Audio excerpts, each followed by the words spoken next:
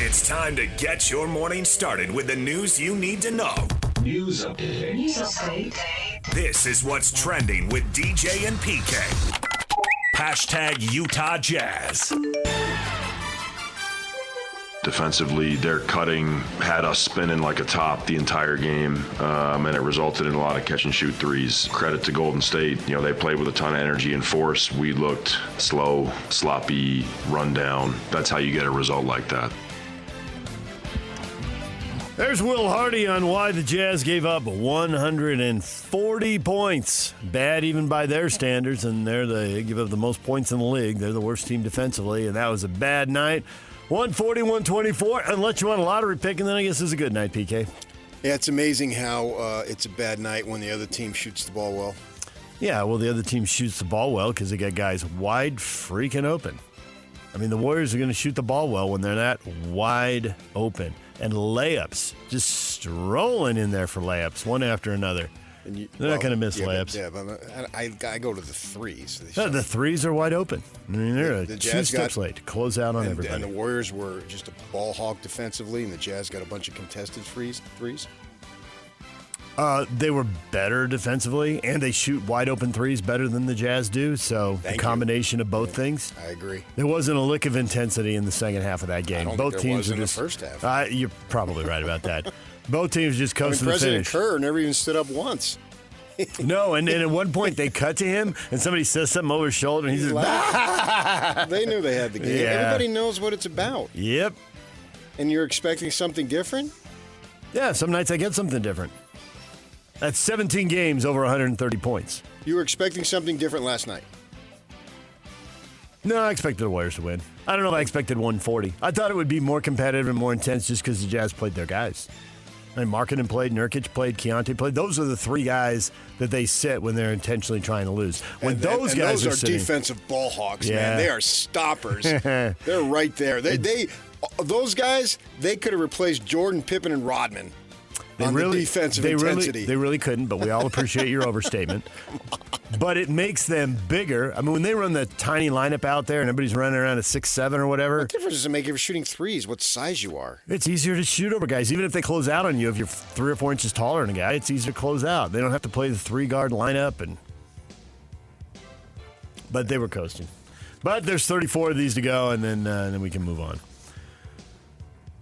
Jazz will face the Nets tomorrow night at the Delta Center. Tip-off at 7:30. DJ and PK. Hashtag NBA.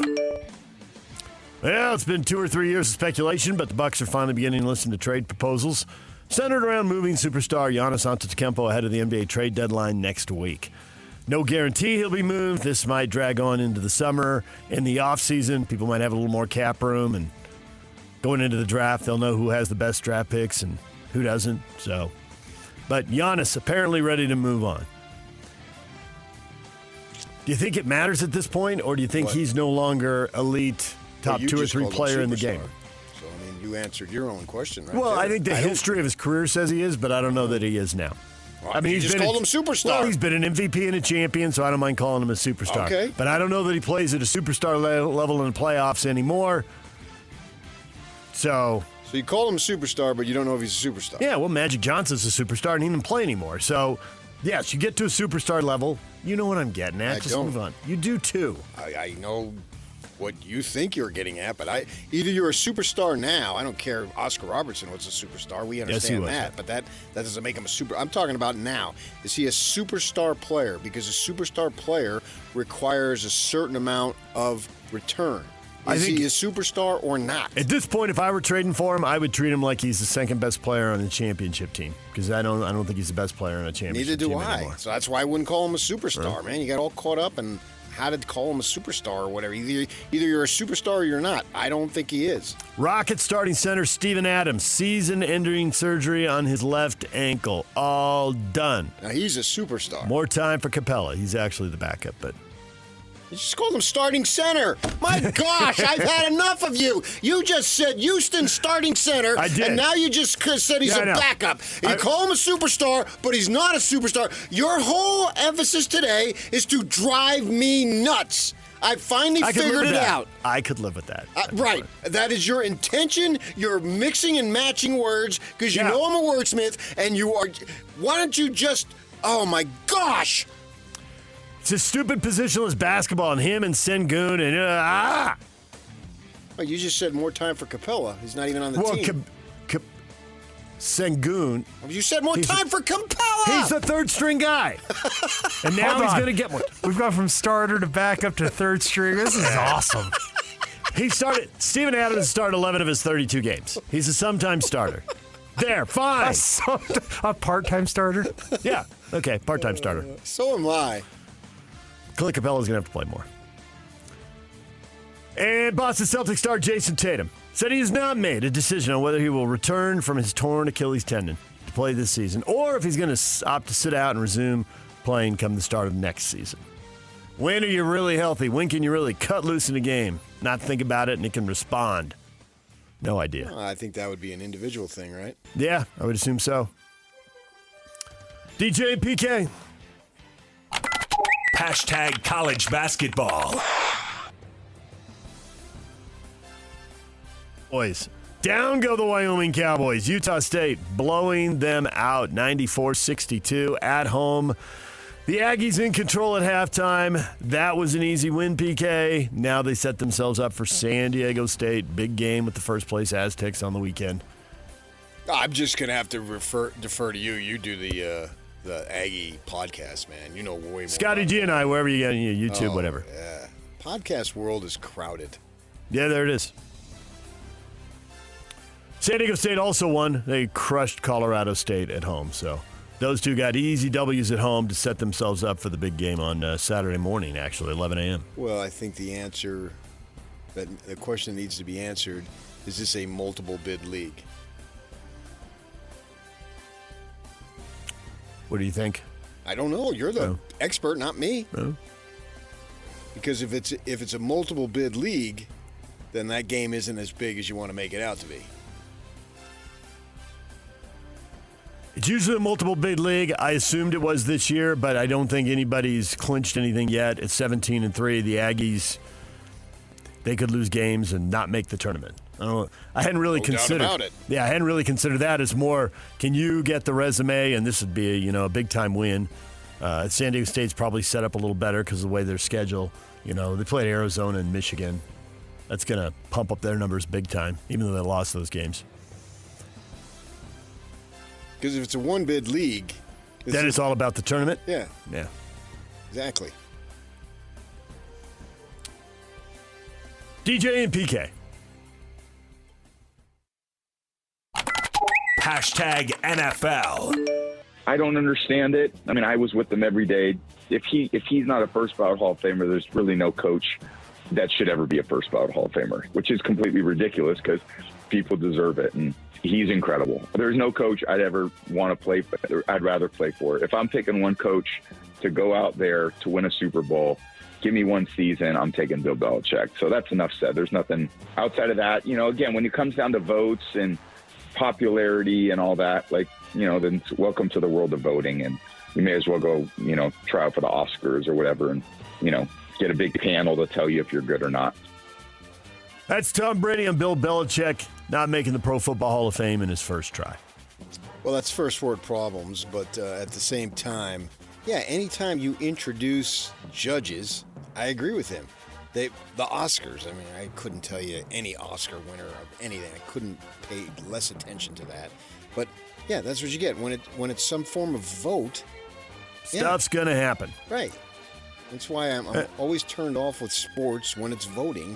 You should have a bracket that decides it. And I don't need a committee. Committee can set up the actual bracket. That's fine. But who gets in? You're always going to have that.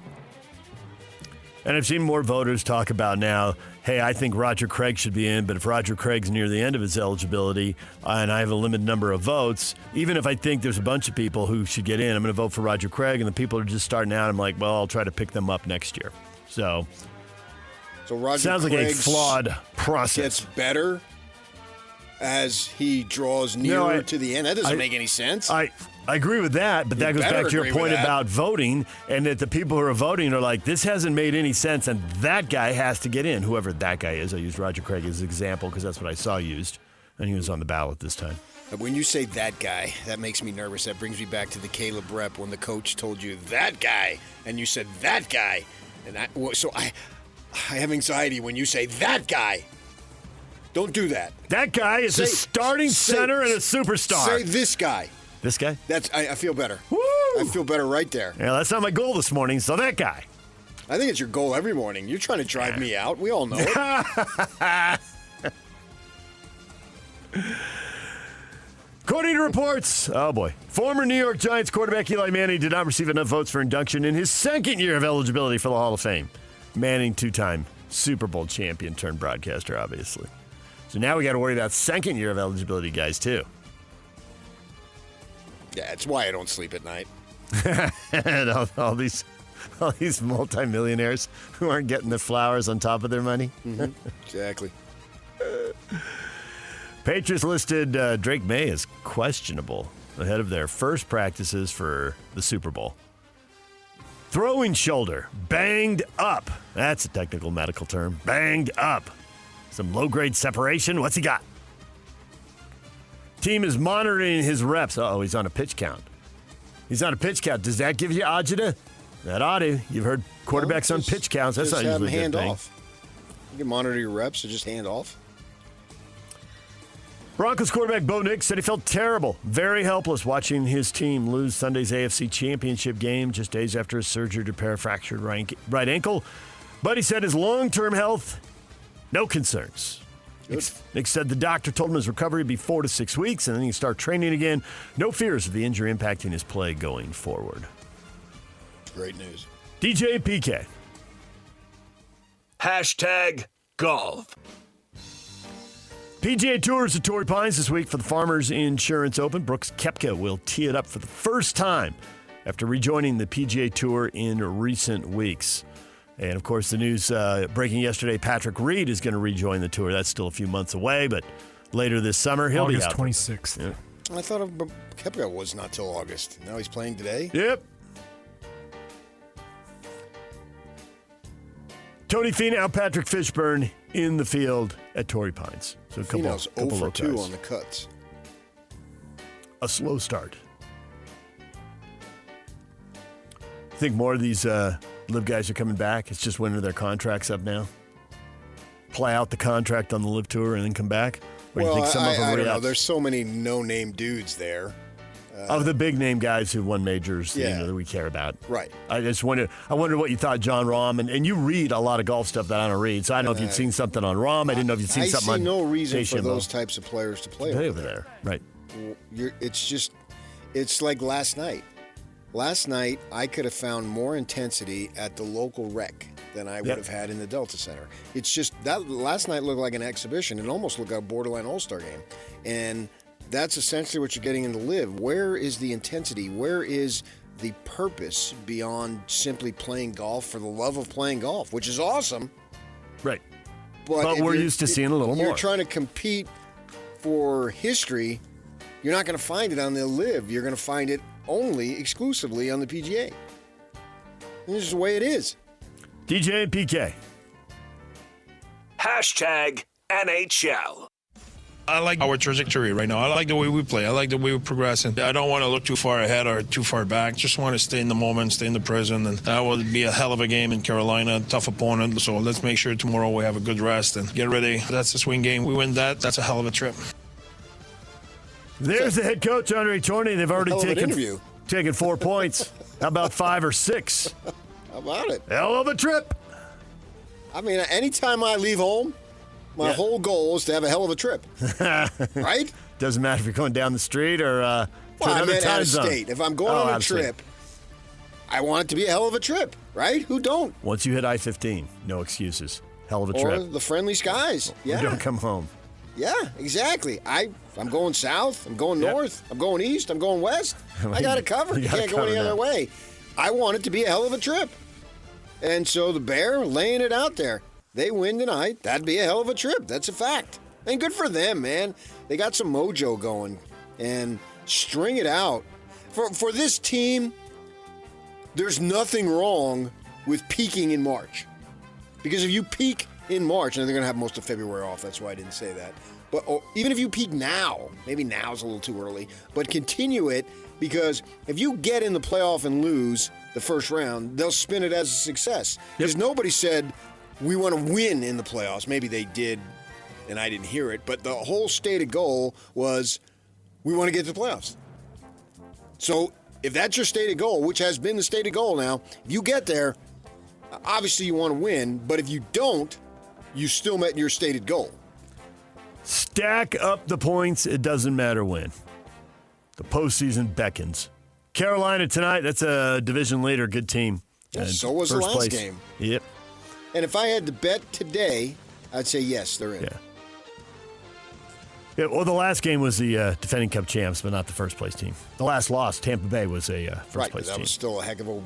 it was still a well-played game, and they lost on a couple power play goals. And the whole trip's been awesome. Any win for them, they all add up the same. Yep, 2 points at a time, put them in the bank. Cole Bagley's going to be here at 8:30 to talk more about the Mammoth, and we will talk with him then, and with Matt Tate covering the Kansas Jayhawks at 9 o'clock with BYU headed to Kansas for a big game Saturday afternoon. DJ and PK, that is what is trending, brought to you by Shamrock Plumbing. There's no job too big or too small. Get the personal touch with Shamrock Plumbing. The question of the day is next. Stay with us.